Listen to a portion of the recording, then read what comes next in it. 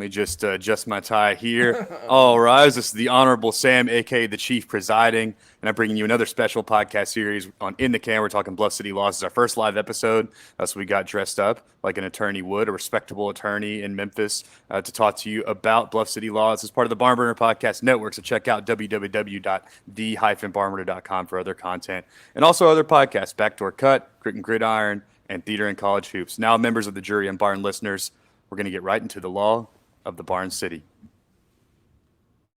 An innocent girl is dead. The shooter is not the only one responsible for her murder. The real trigger man is sitting right over there.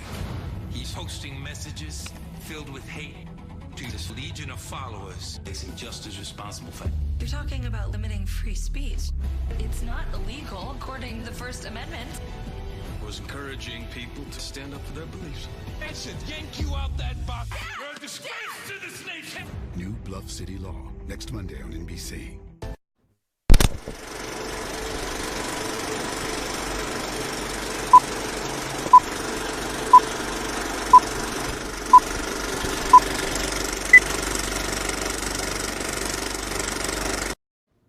All right, we are in episode 4 of Bluff City Law. Welcome to the show. We've been doing a series on the show, and we're already in episode 4. I feel like the show's flying by. Tonight, I'm joined by my co-counsel, Barn Burner Bro, a.k.a. Zach, who is here to help me defend the case of this show. Let's do a little quick plot summary of this guy. So we got, after a young woman is murdered, Elijah and Anthony take on hate speech in a case against a controversial leader who is represented by Elijah's old friend and attorney, Rachel Madsen.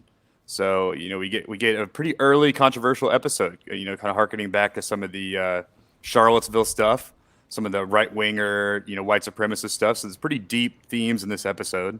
What were your general thoughts about this episode, the content they tackled, and how good of a job they did, or how not good of a job they did?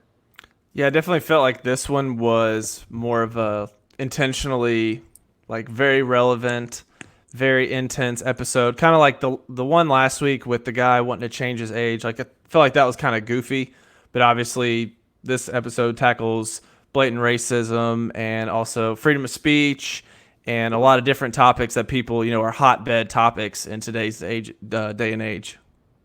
Yeah, for sure. And then of course we got the First Amendment is the big kind of law issue here.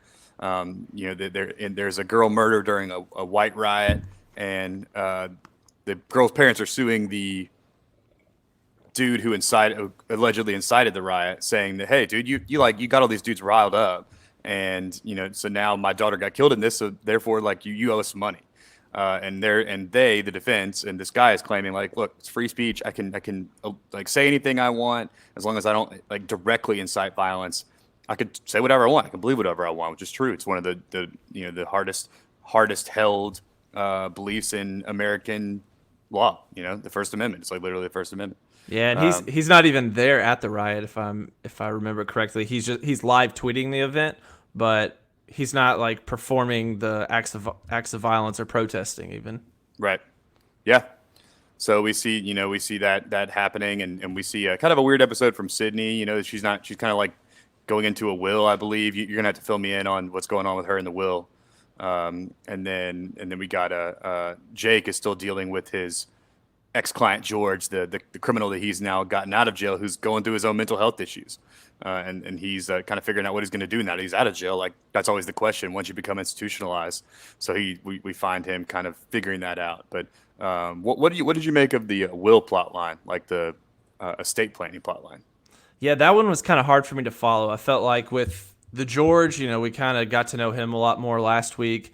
His relationship with Jake's becoming pretty interesting. And Jake even at one point says, George asks him, why are you doing all this for me? He says, well, because I'm your friend. And you can really, Jake, they feel like they continually break down Jake's tough Northeastern guy exterior and make him, a pretty lovable character at this point.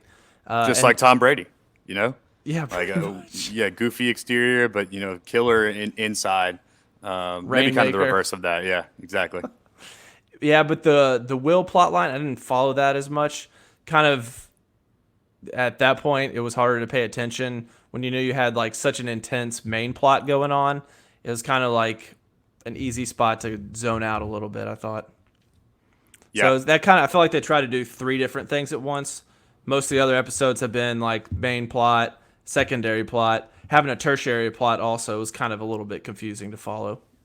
Yeah, that's always the problem when you have these ensemble casts. You got to find something for everyone to do. So that's always the difficult part. But and we see more about kind of Elijah and Anthony's style in the courtroom. I will say, dude, tough. Like, so we saw this episode being cast. They had like that flyer that went out, that was like casting extras for this. So like essentially seeking like males aged 20 to 25, white, clean cut or whatever. And I knew immediately what they were getting at. But dude, first of all, no way am I gonna play an extra as a white supremacist in a show that will like always exist. Like, imagine like if you're just like applying for a job, and some guy's like, "Yeah, dude, like I saw you like." I know it was a show, but you can't just hold picket signs like that. No way. That's following me around for the rest of my life. Like, I'm scrubbing my Twitter, deleting all white supremacist propaganda, and then I'm good. But like, insane move to be like fully vocal and visible in those scenes. I don't know about that. Yeah, that's a tough hang, and probably a lot of people felt that way. It didn't look like the crowds were very dense in the riots themselves.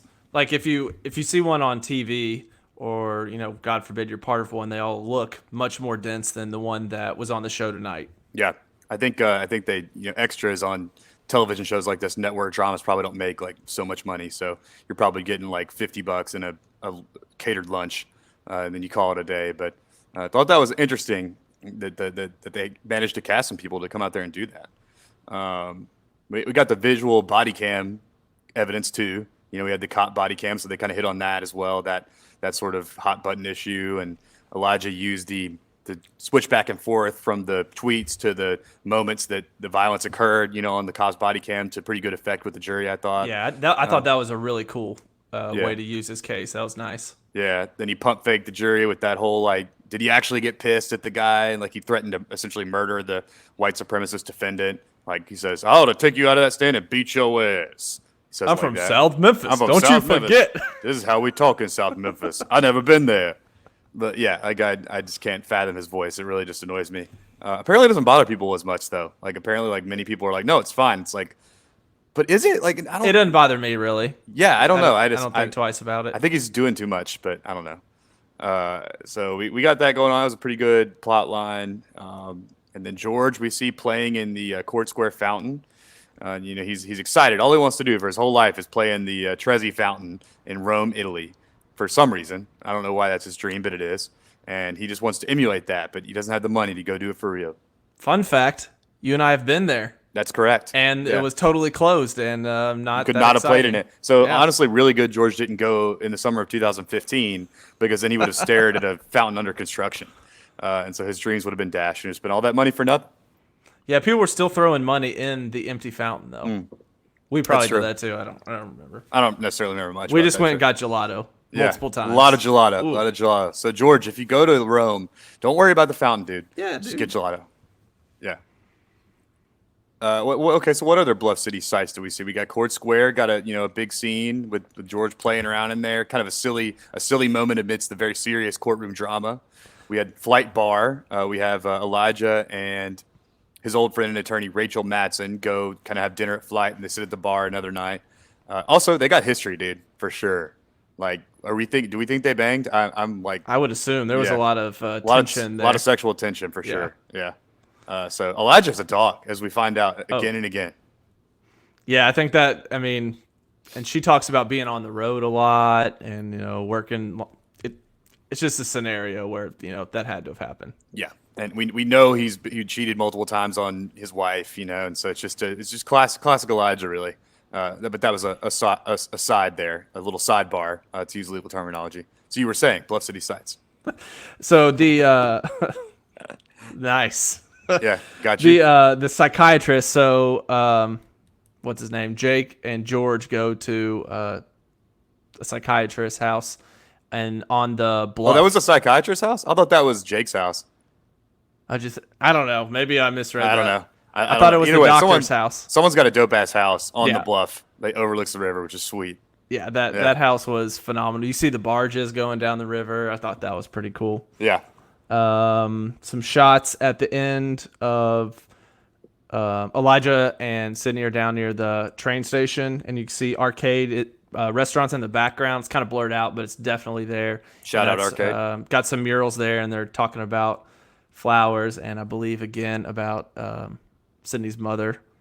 Again at that point, another sentimental moment for the father and daughter in the show. And then, yeah, a lot of walking under bridges on like Main and Front Street. Definitely Front Street. I think Main Street also. I think they were at the Main Street down near Carolina Street where Ghost River kind of is. I think they were walking down there, but for sure Anthony and Elijah were walking down Front Street, kind of on the other side of that, down near a bridge. That's where Anthony decides, like, yeah, I'm taking this case. I definitely want to do this. It's a lot of heart-to-hearts on under bridges. Yeah, a lot of heart-to-hearts under bridges. Anthony, of course, is the African-American lawyer in the firm. And I guess Elijah, I think he's mixed, if we're allowed to believe, kind of. Like, I think maybe that's kind of, I don't know, maybe that's me thinking that. But Anthony, of course, has a horse in this race. You know, this is very personal to him, but he plays it very calm and collected when he cross-examines the murderer, you know, and to figure out if he had anything to do or if that guy influenced him by tweeting or whatever. So pretty intense scene, pretty intense stuff in this episode. I don't really have any beefs. Do you have any Bluff City beefs here? I thought the law was pretty good. I mean, they accurately talk about the First Amendment. Of course, the name of the episode is Fire in a Crowded Theater, and Elijah has that diatribe about the Supreme Court case in the early 1900s about if you yell fire in a crowded theater and cause like a riot and people get hurt, like, is that you still protected essentially when you incite violence? Like, and so he uses that to his effect here and sort of like metaphors it into this situation. So I thought the law was pretty well done. I will say one thing we discussed earlier, the tertiary characters, like the secondary plot's just kind of drug in this one. Like the only thing you could care about is this like this race thing, especially in a city where, you know, let's be honest, like there's a lot of race issues here, you know, starting well before the Martin Luther King thing. But of course, like kind of hitting its zenith there, and then Civil Rights Museum being built, of course, in that plot. And then, you know, the city being so culturally diverse. And there's still a lot of issues here today. So I think it sort of played into that. And honestly, I'm almost shocked that when all that stuff at Charlottesburg didn't happen, that something similar didn't happen here, you know, like, or the Ferguson, St. Louis stuff. Because, you know, it is kind of an issue here. Yeah. Yeah, and going along with that, so we meet Anthony's wife for the first time, I believe. Yeah. And she's really. It sounds like he used to be a police officer, and then he went to law school. Now he's an attorney, and she liked that job much more because it was physically safer for him. She was worried about him every day, and so him taking on this case she wasn't really hype about that. So she shows up at court, and the first time she does, Anthony has Sydney like escort her out. He's like, I don't want her in here because all the Sons of Light is what they call themselves. The white supremacists are like pretty much threatening with their gazes, and like any words and interactions they get are threatening Anthony and his wife, making it very uncomfortable. And so, you know, they talk about it, and then she ends up like being there to support him at the end, which is pretty cool. But that's the first time that we get to meet her. Something we didn't talk about at the very beginning. It's not really like plot related, but WMC TV5 is like the news. They're the ones like telling the story. So they, I saw some of the reporters for the actual Channel 5 talking about that was their newsroom and everything. The actors played the anchors. None of the anchors were allowed to be in the show, but I thought that was pretty cool that they like literally used our news station, didn't make up something. Yeah, that's cool. Credit to the showrunners too for really, I mean, it is unabashedly Memphis. You know, they're using like real sets and real places. It's legitimately filmed so much in the courthouse. Like they're in the courthouse library at that one point where they meet the opposing counsel, which is the legitimate Shelby County Courthouse Library. They do have that one set. The set where they did the trial, and this one is, of course, a fake set. I can always tell the difference. Sometimes they shoot in a real courtroom. Sometimes they shoot in their set. Looks slightly different. But it's cool, man. It's a good shout out to Memphis in the way that they're using the city to tell the story as well. So that's important. You know, it's something they definitely intended to do, and I think they pulled off pretty well so far. You know who we did not see in this episode? Who's that? Sydney's ex-husband. I know. He usually shows up. I guess he didn't have anything to say on the the First Amendment or like racial issues. But we do see that he's going to play heavily in next episode, and he has got a new girlfriend, man. So we're going to see Sydney get kind of jelly. She's gonna start dating Jake then, I bet. Probably so. Oh, great Jake moment is Sydney's talking to this motherfucker. Yeah. the other girl who works in the office, and they're just sitting there talking about something totally not about. I don't remember, about the cases or something. And Jake like walks in, puts an arm up on the door, and he's like, "You ladies talking about me?" And they're like, "Do you always think that when two girls are talking?" And he's like, "Yeah, pretty much." Dude, what a move. Honestly, like, as much as I hate that, that's like something I probably would say. Like, I would have used, if I'd encountered Jake in a past life, like in a, like 8 years ago. At Silly Goose. Yeah, at Silly Goose. That's the era of my life in which I would have gone to Silly Goose. But shout out Jake. He's got game, man. A little too much confidence, though. I feel like he's not actually that confident. I feel like, he's probably a pretty lonely guy, I imagine. And I think we'll maybe delve into his love life more as the show goes on. But at this point, you can't hate the game, nor the player. Yeah, and speaking of lonely, so Sydney, she alludes to several times in this episode that like she's afraid of being alone, and like Rachel, the opposing counsel who Elijah flirts with all the time, she even tries to recruit Sydney kind of away from her dad, and she mentions something like, if you want to live on your own forever and do all this traveling and dedicate your life to work, then come join. Like, what a rousing speech.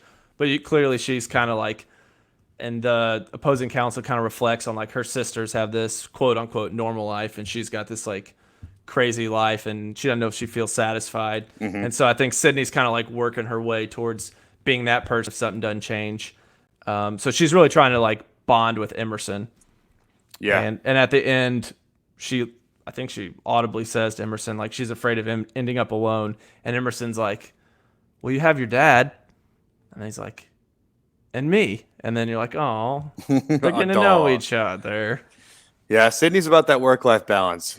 She wants to change the world as written on a sticky note, but she also kind of wants to like go to Rum Boogie, and find a guy that's pretty or whatever. But what she may do next episode, I think Sydney's going to get some action next episode based on some precursors here. But you got any parting thoughts on episode 4 of season 1 of Bluff City Law? No, man, I think we covered it good. Cool. Well, we'll be back next week, Monday nights, right after the 9 o'clock show. We will do a quick podcast and live show on it. Hope you guys have enjoyed. Check out the Barn Burner, and thanks for joining. Chief is out. I'm stepping off the bench.